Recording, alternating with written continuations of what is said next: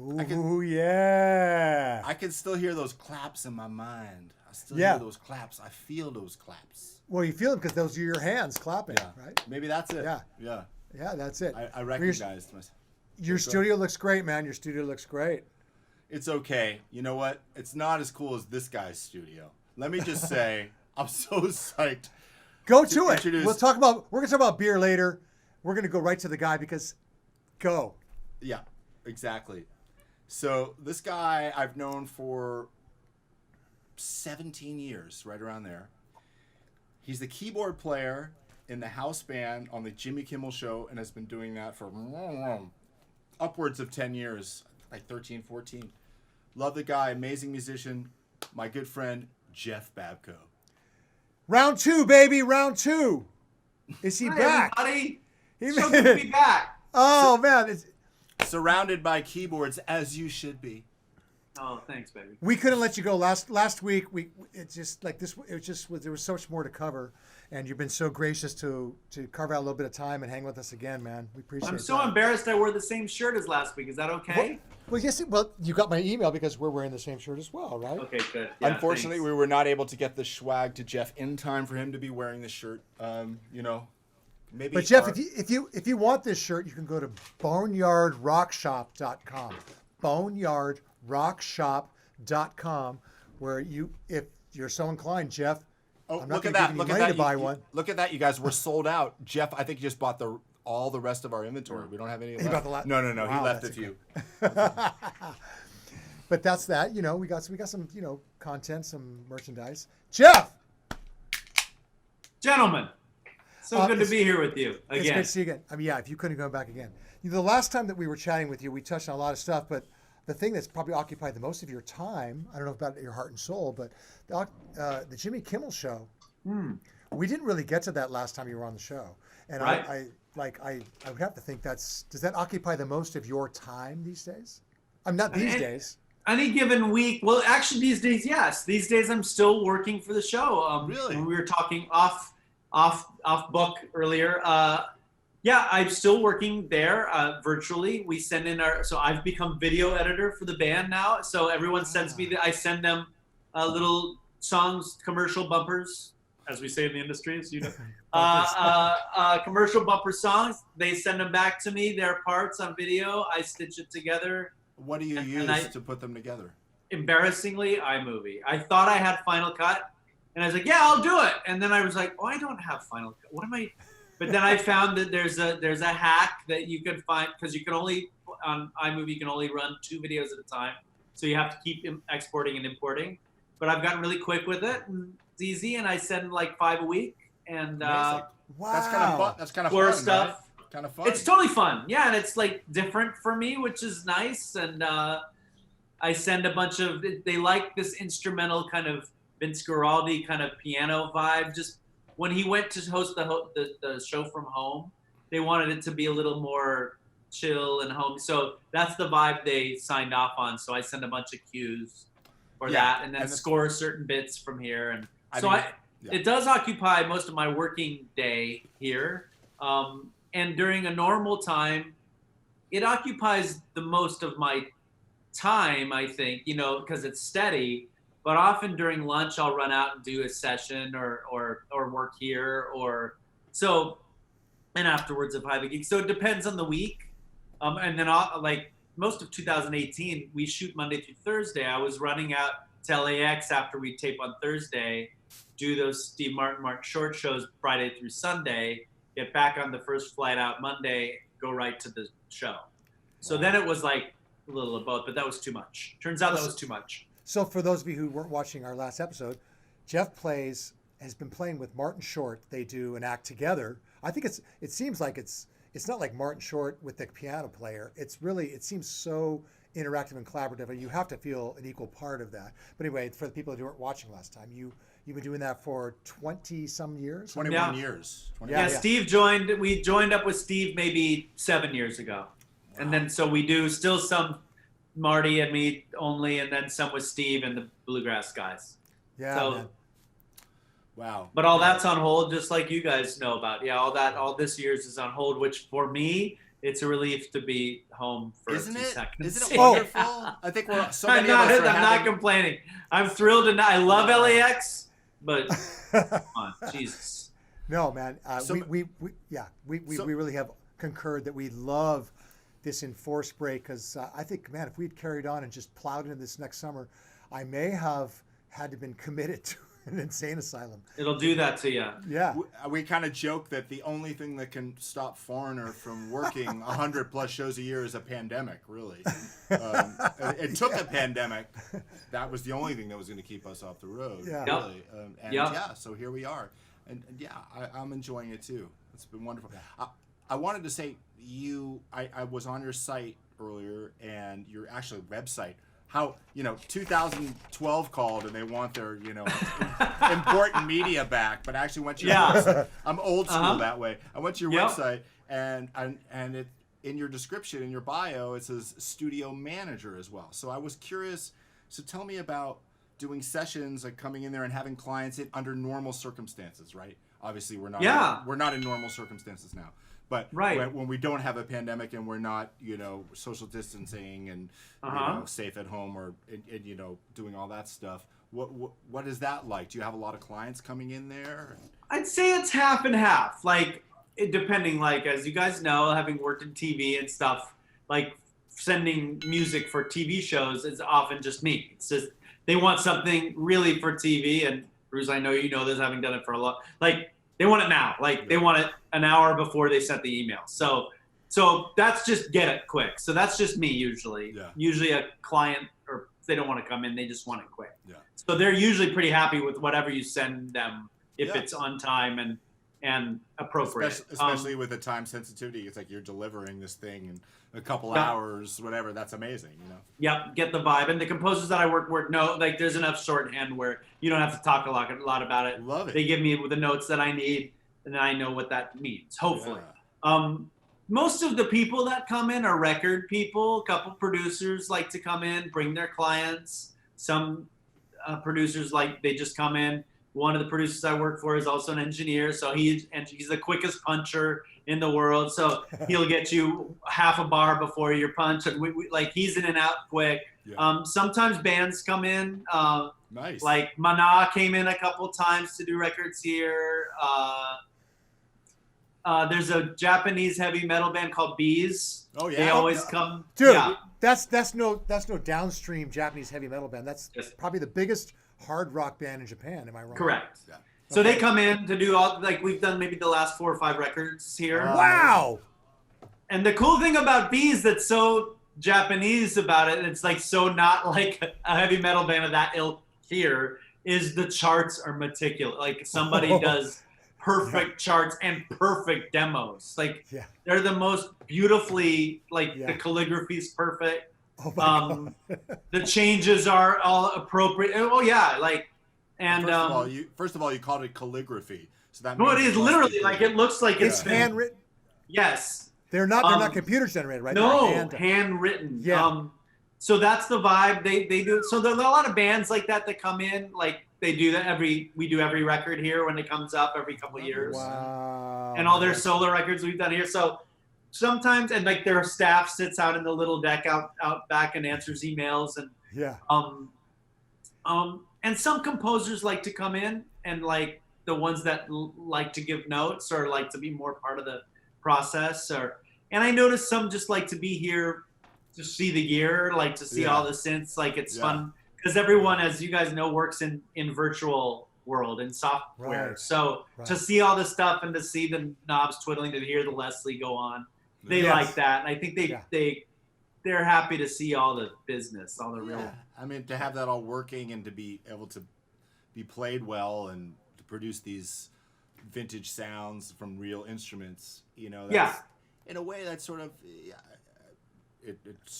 that is the kind of the outlier in a way, right? Like you said, everyone's using the plugins, everyone has it right on the computer in their laptop, and to actually have real instruments, and like you said, turning knobs and affecting the sound of the knobs, a Leslie speaker rotating, mics on it.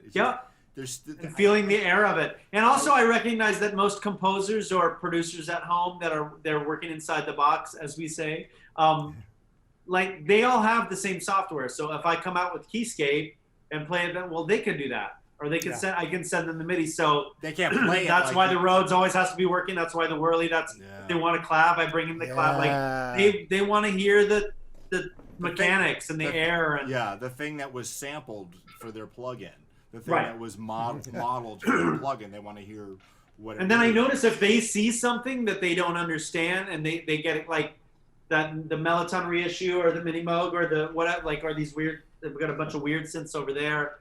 Like, then they want to hear what that sounds like. Then they want that on all their tracks. So it's just like seeing it over there. Like, so yeah, that's mostly what it is when they come over. Yeah. Right. So it's Tudor tones, yeah? Yes, well, my wife's English, and it's a Tudor style house. So we came up with that early on. When we were doing more string sessions here, it seemed classier than we are. Yeah, so if people have like millions and millions of dollars they don't know what to do with, and they would like to invest in music, and they want to record it somewhere in Los Angeles, they probably should look you up, right? It sounds fancy. I mean, like I've been there.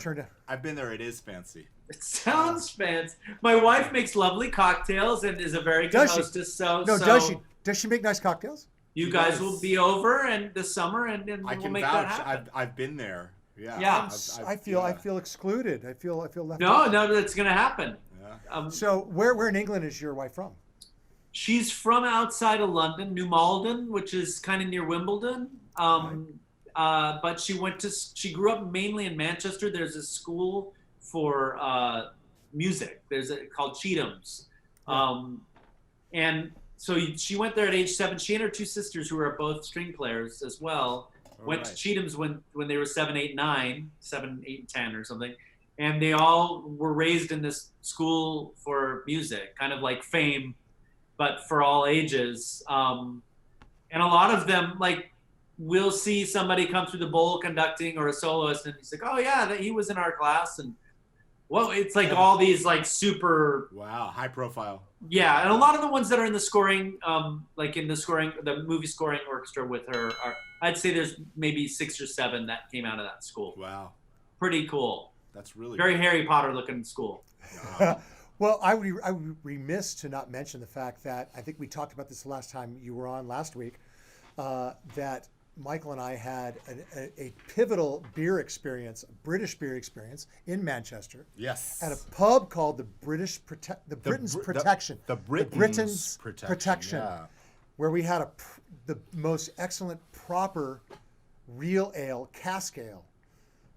And so cask ale that Bruce was describing, so the fermentation is not injected into the process. There's no CO2 added. It happens organically in the cask. Much like what happens with these beans. No, that happens in your intestine, actually. I see. That's happening right now. All week since last week, it's been happening. We'll understand if you have to, take a little. No, I'm good for now. Yeah, I took a break. Have those beans been staying there since last week? Because that might be new can. No, I got a new can. Yeah. New can. Yeah. One can. I'm looking for a new can, baby. A new can, baby. Whoa. It's the new can on the block. Oh. Jeff, that sounds like a good porn. Jody Watley, right? Was that Jody Watley? Jody Watley, yes. No. Hey, Jeff. Share the screen. Let's do it. No. Now, the first time that I met you, and I hope that I'm recollecting. I know when I think I first met you. Okay, but good. I wonder if it's the same. Roll it out. Gosh, it was such a unique experience because it was a private party. Stop me when I'm wrong. Oh, I'm already wrong. Okay, go ahead. I want to hear that. God, what I think there was a private party. There was a gentleman who put these private parties together for people who had a lot of money, and it was in Los Angeles. The drummer, I believe, was Omar Hakim. Oh, that sounds right. Yeah. Not exactly a lightweight. No, which I like. What was I doing there? I don't know. Maybe I was affordable. Yeah, but, you were on the gig with Omar Hakim and Jeff Babko. Jesus. I think that's or maybe Omar Hakim and Jeff Babko were on the gig with you. Yeah, for sure. But what was the gig? I thought we met at Groove Addicts or whatever it was then. Oh well, that could and be. Stuart Copeland was wandering around. But okay, yes, I think Stuart Copeland of the Police. That's correct. Yeah. It could be that. I'm not sure. But I think you're right. I think both those events happened, but early, like this was a long time ago, right? Quite a long time ago. Yeah, yeah. But so if I say if I was on a gig with Omar Hakim, I only did 2 of them, and so you were probably. And I only did 1, so There you that go. was it. Wow. But do you remember what the party was? Because I can't. I don't. Yeah. I remember one of the gigs was in Malibu at a really amazing estate and blah, blah, That's blah. what I think. That checks out. And Yeah. well, there was some other famous people on that gig, but anyway, Yep. there was. So that's where I met you, and I'm not sure we became friends at that point, but I certainly recognized your excellence on the. I remember keyboards. absolutely, and Did I you- remember falling in love with your playing and your personality immediately. That's crazy. Wow. That's crazy. And every time it's been the same experience. Yeah. That's super flattering. And too rare, because you've got a world-class keyboardist in your back pocket at all You're times. right. You're right about that. And I have to, I've had a couple drinks, not drinks, but I've had a couple really amazing beers. Yeah. But it allows me to be super honest and say that, I think you and Michael have a lot in common in terms of where you guys where your heart lies and also your skill set. You both are super accomplished jazz players. And in our last show, we showed a clip of you playing at a club, super avant-garde improvisational solo on the Fender Rhodes. And then the next thing was you playing a Hammond organ, 2 or 3 notes, And I think that's where you and Michael, you guys are so similar in that Michael has all of that knowledge and skill set, but to be able to discern and to apply those and to weed out, not to play too much and to play just enough. And you guys both have that in spades. And it's a pleasure to play with Michael every day, and it's a pleasure to know you and have met you.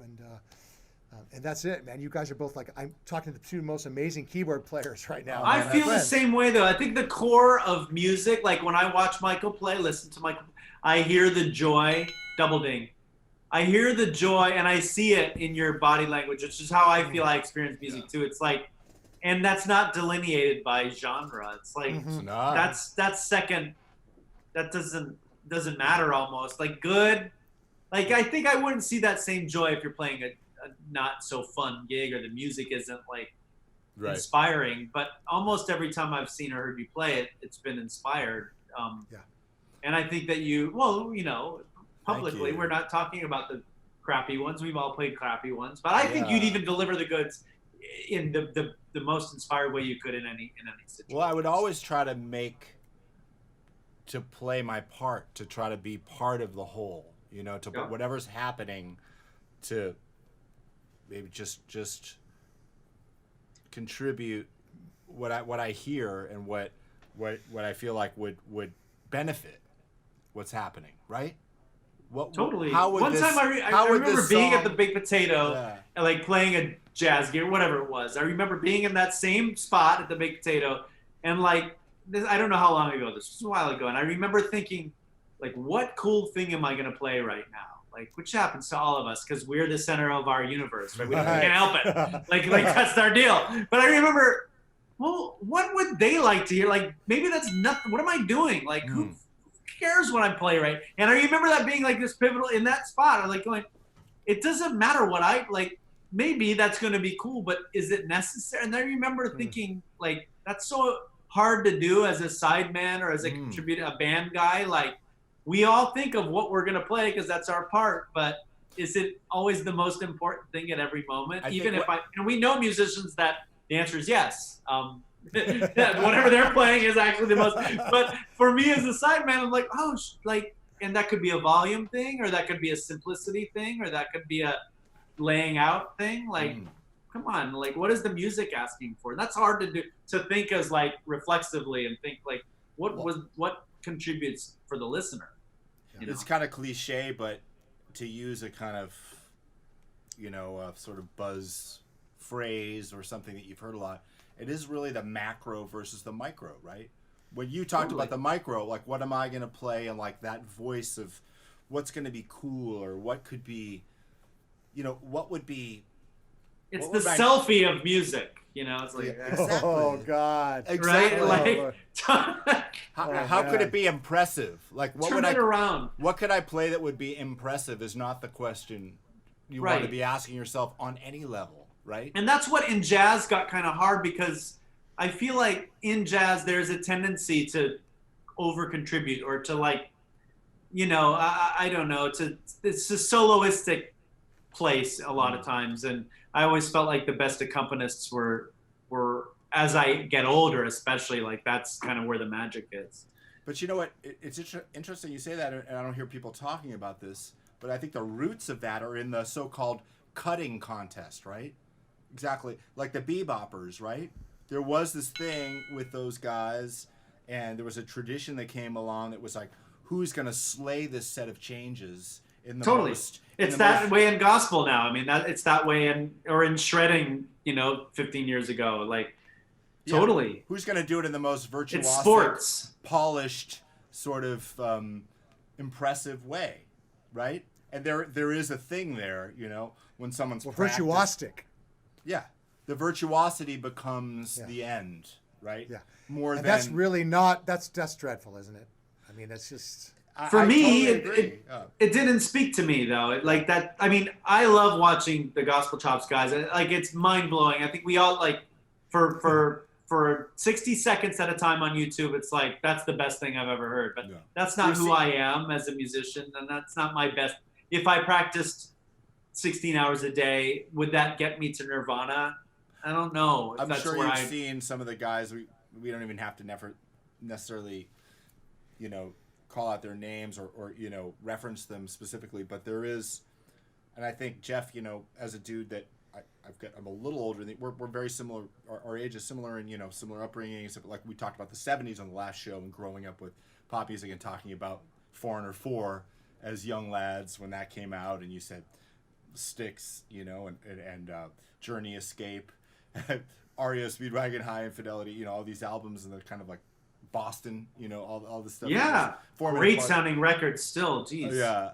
And then to see a new generation of guys, I mean, I think with the YouTube era, like the virtuosity, and some of the kids coming up now, I think you would agree that there's some pretty startling technical abilities. Yeah, like age 7 and age 9, you're seeing these. Like, what? I follow this guy. I can't even. Yeah, he's like 13 years old. That's not cool, man. You shouldn't follow him around. You gotta. We're gonna have to talk to you after this. Yeah. Intervention, I think. Well played. You know what? My therapist said it's okay. You're on the air. Okay, cool. If that's your thing. Well played. Well played. No, but he's like a 13-year-old kid from the Philippines who's already playing changes double time on jazz guitar and piano. And he's 12, 13 years old. Like this just kind of. I do the Spotlight Awards, which is the LA Music Center's awards for excellence in high school, right? And high school musician. And sorry to interrupt, but it's bringing me to the point that I've only done it maybe 4 times. I've only been able to do it, but you accompany the soloists that are part. And I competed when I was in high school. Did not win, by the way. That's when classical and jazz were in the same category, and somebody would play Rachmaninoff, and then you'd come in with your bad Bill Evans. You're like, and it goes to the Rachmaninoff. So that was me and Eric Reed, if you know who that is. Eric Reed's a great jazz kid. We were the competitors, and neither of us. And he played with Wynton Marsalis right after that. And he's like, I know Eric. And he was so strong. He just stood up and said, "This isn't right. Like this isn't how it goes." And they changed it. Wow. But I just did one. We had to pre-record them this year because it wasn't going to be at the Music Center live, and the soloist, this guitar player, was blowing through Countdown like John Coltrane, and I didn't see him, but he's no more than 18, and it's nuts. Like it was mental.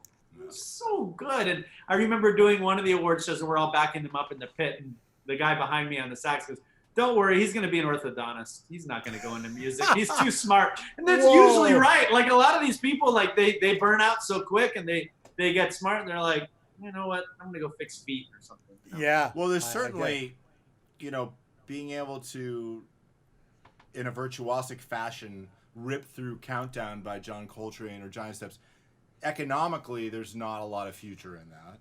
Right. I mean, it's impressive from an artistic standpoint, or from a craft or virtuosic or technical standpoint, right? It's amazing, but is a dude like that gonna lay back and play one or two notes on the B3 on, you know, and feel great and have it feel great and have it sit into the mix. And like when that, like we were talking in the last episode, when it comes on the radio and you hear that one part and it just like explodes, it's like that to me, that's what, you know, that's why a song I could listen to 1,000 times and it could speak to me the same way, just one part or the way the swell comes in at one. It's just like that's magic to me. You've got and that Todd. makes me feel something.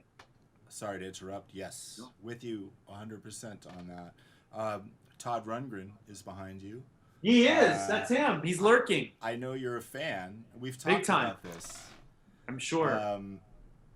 That's some amazing. Speaking of the 70s and the era, you know, the decade that we were kids in, and you've worked with him, right? What's that? You've worked with Todd Rundgren. I know. Well, only at Kimmel. He sat in with us, Kimmel, and I got to write the charts for the band. Michael, you used to. Is it common knowledge that you used to do Kimmel sometimes when I could not? We didn't talk about that, but that happened. I subbed. Are we allowed to talk about? Okay, yes. So you've been there. And I would blame Foreigner for the reason why I don't sub for you anymore. and I say that in the most affectionate, loving, poor me kind of way. You know, I get to be in this amazing band, Foreigner, and tour and play these songs, and that's why I can't sub for you when you're out of town on Jimmy Kimmel Live. So, you know, first world problems, as they say. And the sub that we all kind of agreed on that does it for me now is perfect, and it worked out for everybody. Oh, man, and who's a mutual friend of ours, Fred Krohn, a brilliant keyboard player, composer, orchestrator guy, like another, just the amount of talent. Way overqualified, as are you, to be a sub for anything. So, but yes, Todd came and sat in at Kimmel. I got called, I don't know if it's common knowledge, but who cares, to do this Utopia reunion, which was, do you remember the scene in Fletch where Chevy's, where he's dozing off and he thinks he's on the Lakers and he dreams and he's being interviewed, he has the afro, which is probably not, that's how I felt. Chasm called me to do this. Wow. And Andy Timmons, guitar player, said, Chasm's going to call you. I was like, dude. And he knows I'm freaky because we were both, when we were on the road together, we would all just Todd back at the bars. And so I was like, you got to be. And I knew that Steve and Marty, that the comedy tour had a full summer of dates. I know I'm not going to be able to say yes. I signed up for it, but I can't not take the call and try to figure out if there's any way.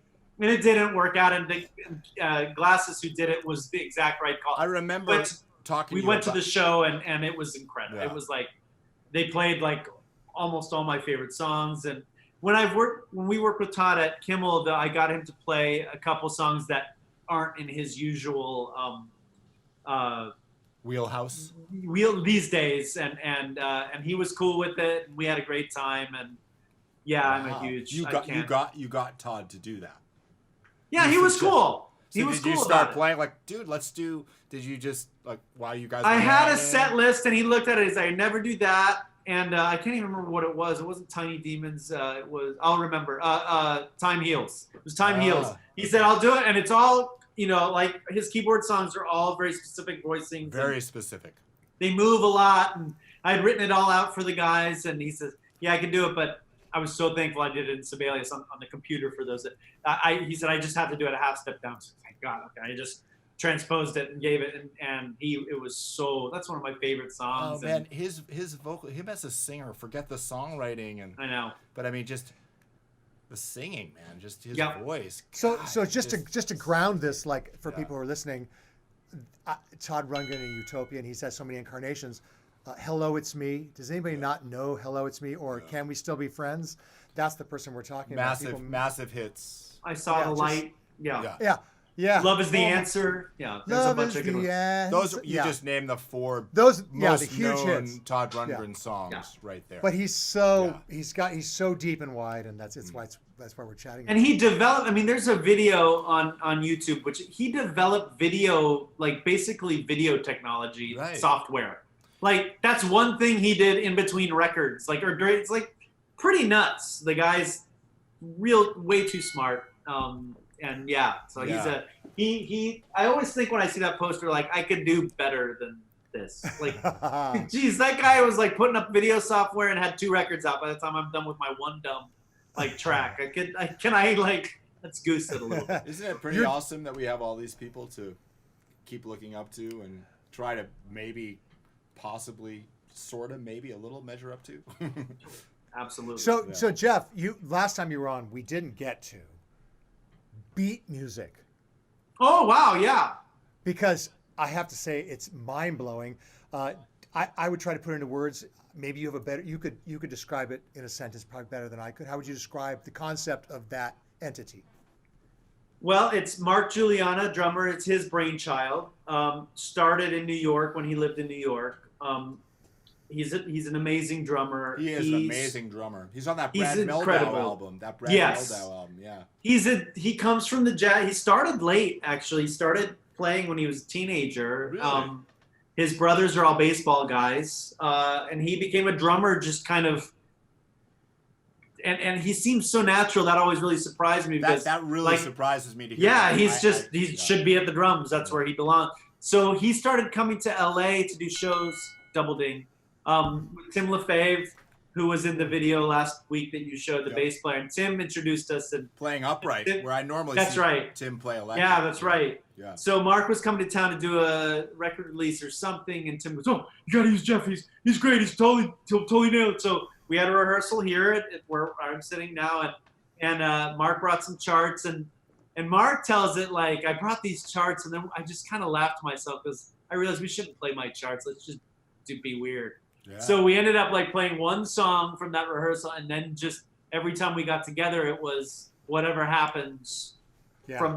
And he's such an amazing, in the moment, producer of the moment. Like, there's all these looks that happen and mute, like, when he nods he wants you to mute, and he's thinking like a producer all the time, and he'll kind of point fingers and want you to pair off, and he's really great at projecting it. So those gigs always felt like the beat music that became his West Coast version of this. And I saw with people.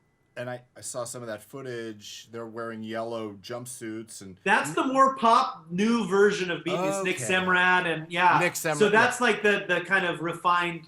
When we did it, there's a record we did, and it was all just improv, and it was that kind of making moments happen in real time, and then almost thinking like you were going to cut them up, but let's see if we can make it that actually happen. Like make it happen on the fly, like in real time. On the fly, yeah. Kind of super like, fun. To produce, like a DJ, like somebody. He's sort of being, totally, like doing drops, like doing, I know exactly what you're talking about. And when you're thinking like that, you'd realize an hour and a half would go by and it seemed like 30 seconds because you're so hyper aware the whole time, like of what we were talking about earlier, thinking about the big picture and not what cool thing am I doing, that you just kind of, it's really fun to play with him and hang with him. He's such a visionary. He's always thinking ahead, and it's great that he lives on the West Coast now, so it's great having him here. I can't wait for things to open back up. I got to jump in. So you were talking about like musical upbringing, and when he started, you said he was a teenager when he started. So if I think I remember this correctly, your dad is a musician and was an educator, right? That's right. Yeah. He was an educator until about 7-8 years ago. He was a high school jazz band director at the end of his career, but when I was a kid, he was a choir director. He had the first high school. This is how I knew they filmed Greatest American Hero. He was teaching at the high school where I would later go when they were filming that show. So he had the first rock choir in town, the Sound Vibrations. Whoa. So, of course. So they were. It was pretty cool at the time. That was not as much a thing. Show choirs weren't a thing. He had a rock choir, and they were like paired off with matching leisure suits with there was the green lapel couple and the purple lapel couple, and they had choreography. As long as there were lapels in there, you're okay. There were lapel time, big, wide. They were wide, and as long as they're wide and they're lapels. But as a kid, I thought they were kind of rock stars. The Sound Vibrations, like, is he kidding me? I thought my dad was pretty odd. Like, he wrote the Sound Vibrations theme. There was some disco. Hell yeah, there were. You said wide lapels, so I already heard. That's right. Disco. Dad was kind of a rock star. Then he quit teaching. He worked in aerospace for a while, and then would do local jingles. I met some of the session guys. That's when I met Bruce Hornsby back then. Oh, wow. And then he was doing these local jingles for out there in Santa Clarita just to keep his toe in music when he was working a desk job. And then when he came back into education, he went to the instrumental side and became a jazz. Now he's retired, but he still works for Stanford Jazz, which is a camp up at Stanford. From Stanford in the Bay Area. You're talking that's about right. Palo Alto, and he Stanford. speaks to high schools about the camp and judges festivals. Yeah, and stuff. the Stanford Jazz Camp has always been a big thing in the Bay. When I was living in the Bay Area, the Stanford Jazz Camp every summer, I would see all the local players, Taylor Ikesty, all these amazing piano players teaching there. Yeah, so that's Dad's gig now. And he's a piano player. Does he play? He's an educator, so he plays piano, he plays guitar, he plays bass, he plays trombone, but he would never really gig on. I mean, he plays in the community band on trombone, but we had all those instruments in the house, and he would play them, but he wouldn't gig. He wasn't like a gigger. And subsequently, you did as well. Piano. I couldn't keep away from those instruments. Like I just kept. He had this great old Wurlitzer spinet piano, and I was just that smelled like cigarettes in there. And the smell. That's right. Man. Right? Were there smell, little burns on the keys at all? Because it was. I remember that the keys were definitely that jagged edge keys, and probably yellowed from the Winston lights. Yellowed from the Winston lights. Yeah. Yeah. Can we talk about smell? Right? Oh. Can we talk about smell? What is it? Pall Malls? No, it's grandma's music store. It's like 20% electronics. That's what that organ bench smells the same, which has a synth on it now. But with this, you see this that lovely the kind of stitched. Oh yeah, we do. That has the smell of grandma's. Grandma's what? Grandma's what? Ass. Yeah, where's this going? Okay. Oh. Grandma's ass. I'm not afraid to say it. You're the one following around a 13-year-old. Yeah, the smell of instruments, man. I've said many times, man. I pull guitars out. It's like, the crazy thing. There's the smell I just smelled from that Echoplex, which is from the '60s, and then I've got some Gibson guitars from the '50s, and you put your nose on the sound hole, and I swear to God, it's like, what's up with that same smell? Maybe there's some glue that's preserved. I don't know what it is. Maybe it's some of that in studios. Do you notice too? Like maybe East West or like in the first route, like the old studios here, where lead and asbestos is definitely part of it. You can kind of go, oh yeah, that's like, part of the mojo in here for sure. But the tile, I don't know what lives in there. It sounds great in here and it smells great. Is it is that lead getting you a little high while you're in there? You know, no, like maybe... it makes me feel like second grade or something. It's the same stuff that was in schools, you know? Like, you're right. Right? It's like linoleum lead. Yeah. I know exactly what you're talking about. It's got to be glue. It's got to be glue. I can smell it. Glue. Yeah. Who doesn't like the sniffing glue? I mean, like, come on. And when we were in school, it was the smell of the fresh Xerox, too. Yeah. Oh. Right? The warm Xerox right out of the... Oh, yeah. You cannot mess with good stuff. So, I mean, we could go on forever, but I just we'll visit when we have more to talk about in a few months, and and we'll have more life experience, and I'll have my shirt by then, and I can match you guys. Yeah, you get your payment. This has been an amazing, thank you, an amazing interview, and just a great hang more than an interview. Amazing. And before we sign off, there's one thing that's been kind of, poking at me, which is your really cool T-shirt with that font spelling pinwheel, the word pinwheel. Do you recognize the font, first of all?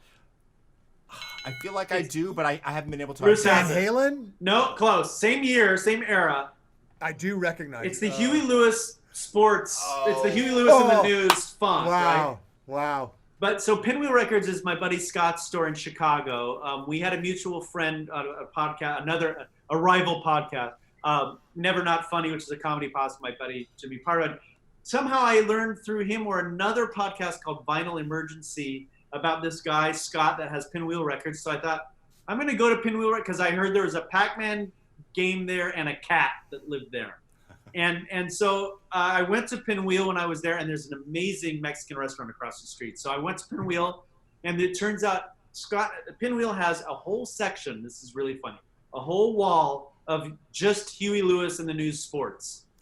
Wow. Just one record. It's the best. There's like 90 copies of sports. It sounds and like he it's it's like very- a shrine, like all new, like it's bright. Yeah, and, It sort of feels like an Andy Warhol thing, you know. Where you got a totally bunch of is, yeah. You know. So there's just the sports wall, which I just thought was amazing. And then it's a great record store, and the cat is a big part of the store, but it's a rad store in Chicago. So he sent me this. They did a limited run of the Huey Lewis logo pinwheel. And I know, I happen to know we've talked about this, and I saw some of your posts a while back. You're an avid a vinyl collector, and I've hung at your place, and we've spun vinyl down. You had a space down for your record player, and we were kicking it to some vinyl, and for a while you were posting all these different sort of deep records that you were playing, and I know I got some bad ones. When you're on tour and when you're traveling, you'll seek out local vinyl stores, and you will go in. And I make friends with the guys for sure. Yeah, and like the little mom and pop ones. I always find, yeah, like the people at the record stores, having grown up going to record stores, and remember Moby Disc, Bruce, and all the great Yes, I do. Encino Amoeba.